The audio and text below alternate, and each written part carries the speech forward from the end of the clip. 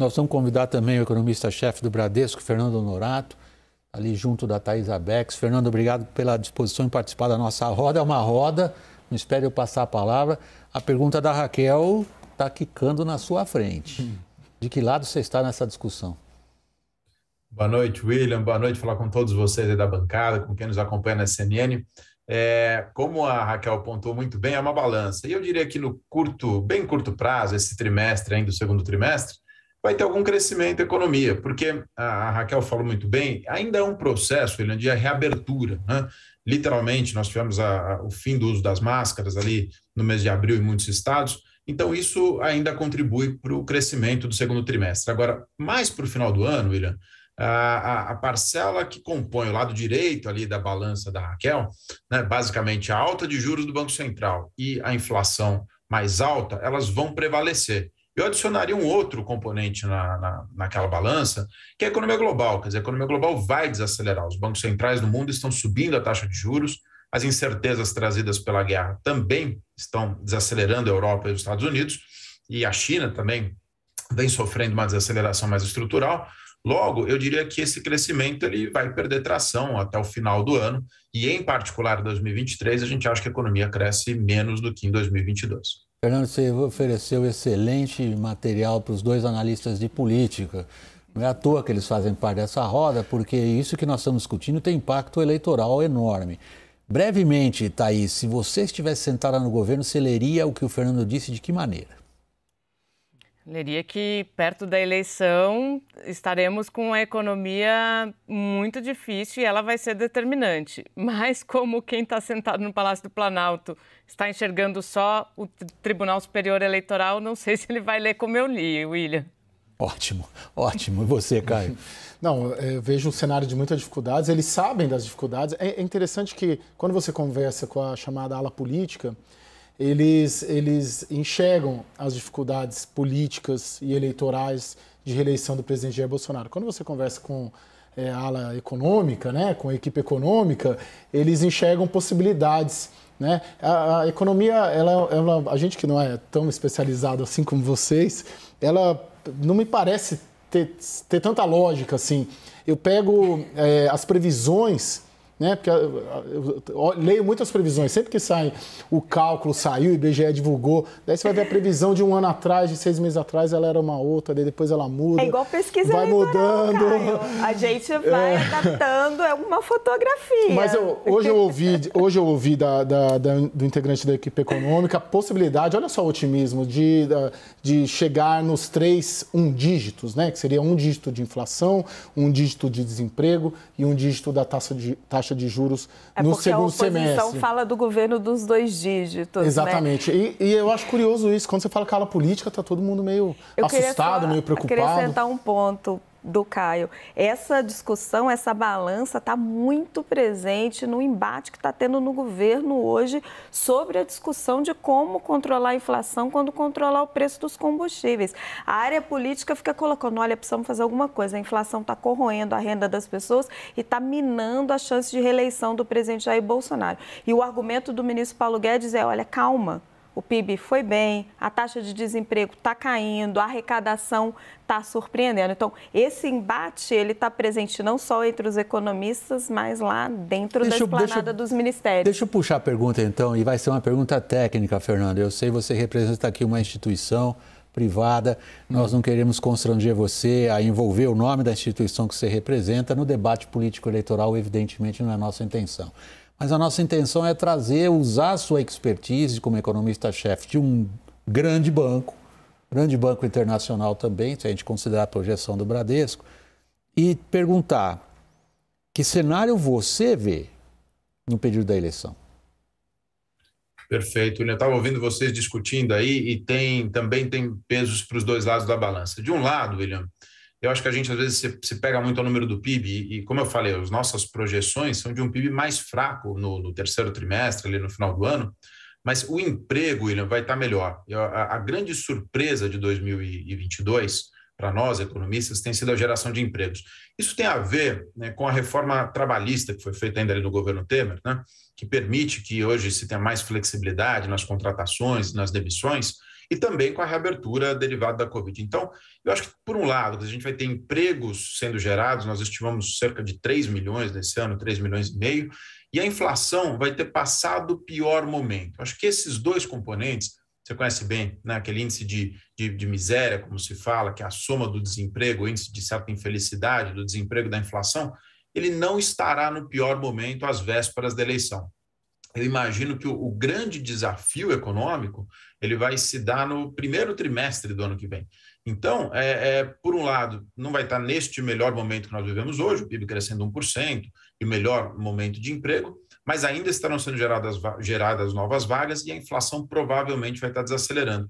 Então, é um cenário que eu diria que, do ponto de vista político, ele não atrapalha tanto assim. Eu acho que outros elementos podem compor o quadro, obviamente, da eleição, mas a economia vai ser um pouco mais neutra, eu diria, próxima ali da eleição, pelo que a gente tem visto. Eu acho que a grande desaceleração é no final do ano, começo do ano que vem.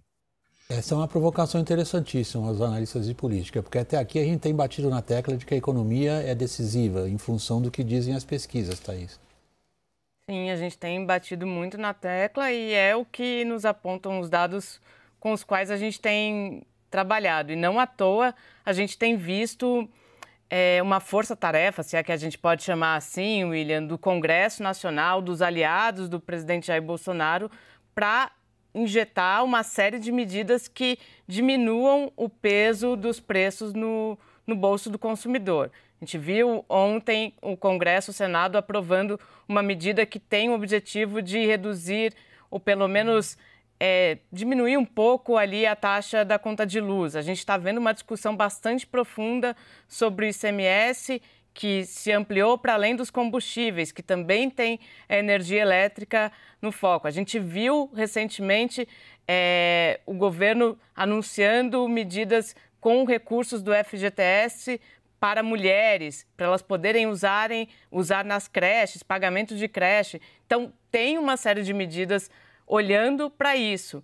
Então, não acho que a gente possa perder a economia de foco, pelo menos não por enquanto, mas talvez o presidente Jair Bolsonaro esteja enxergando um pouco mais na frente quando ele faz esse aceno para a pauta do conflito entre as instituições, talvez apostando que a economia não será o seu problema na hora da eleição.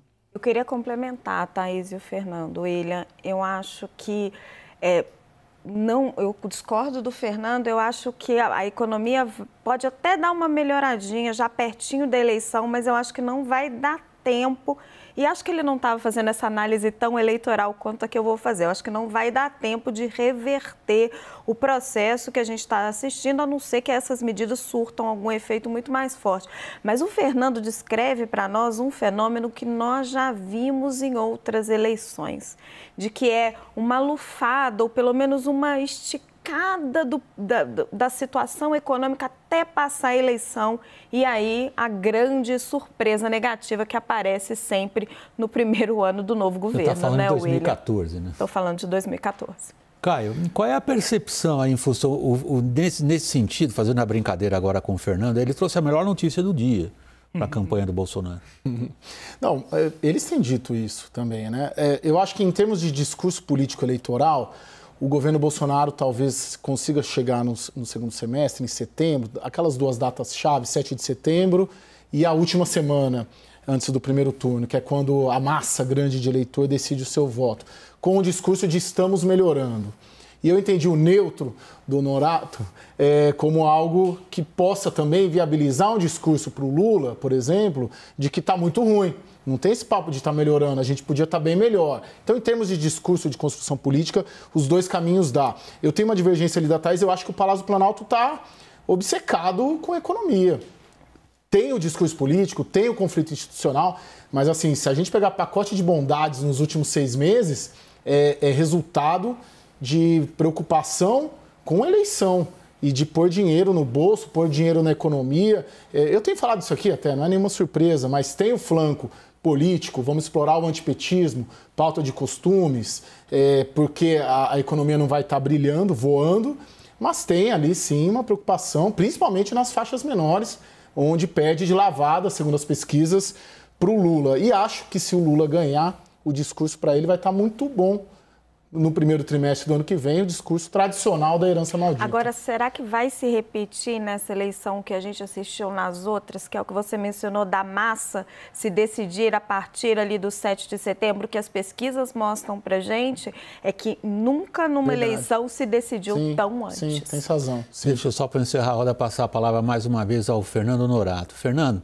na sua descrição do que você consegue desenhar de cenários para a economia ali, pouco antes do período mais quente eleitoral, esse a qual o Caio se referia, Fernando, você vê as propostas, tanto do Legislativo quanto do Executivo, adequadas para lidar com o quadro que você descreveu? Primeiro, deixa eu fazer um ponto, acho que o Caio foi muito preciso na descrição dele.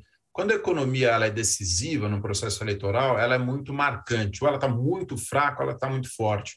Eu acho que ali, às vésperas do processo eleitoral, é isso que eu descrevi como neutro, William, a economia vai estar começando um processo de estabilização do PIB. Ele ainda vai crescer no segundo trimestre, que a gente só vai conhecer o número lá, às vésperas da eleição, e aí, portanto, é isso que eu chamo de neutro. Ela não vai ser, na minha avaliação, quer dizer, forte o suficiente ou fraca o suficiente para ser o grande divisor de águas. Tá? E sobre o legislativo, William, eu tenho dito o seguinte. Bom, o Brasil ainda tem um teto de gastos, eu fui muito crítico quando foi feita a mudança do teto de gastos no final do ano passado, mas, bem ou mal, esse teto ainda está de pé, ele tem permitido uma melhora da arrecadação. Só que aí, quer dizer, o Congresso parece fatigado com o teto de gastos e resolve fazer algumas desonerações. Algumas delas até fazem sentido, o governo brasileiro também se beneficiou com a arrecadação, tanto estados, municípios e governo federal, com a alta dos preços do petróleo, por exemplo, dos royalties, né? Mas fora do contexto de uma ampla reforma tributária, William, me parece que não é a melhor estratégia. Quer dizer, o Brasil poderia estar aproveitando esse momento de arrecadação mais forte para então discutir de fato uma reforma tributária que envolvesse melhorias. Olha o desempenho da indústria que a gente viu no PIB, só 0,1 de crescimento. Uma reforma de valor, né, um imposto sobre valor agregado, uma reforma mais ampla, que aí sim nós endereçaríamos o problema de forma estrutural e não apenas pontual. Ainda que eu insisto, tem alguns argumentos para você pontualmente contribuir para algum alívio de preço para os consumidores, porque houve algum ganho de receita. Mas eu sinto que isso não seja feito no âmbito de uma reforma tributária mais ampla, que aí sim colocaria o país num trilho de um crescimento mais forte lá na frente. Fernando Honorato, economista-chefe do Bradesco, nosso muito obrigado aqui do WW pela participação na nossa roda e boa noite, Fernando. Obrigado, eu que agradeço. Boa noite.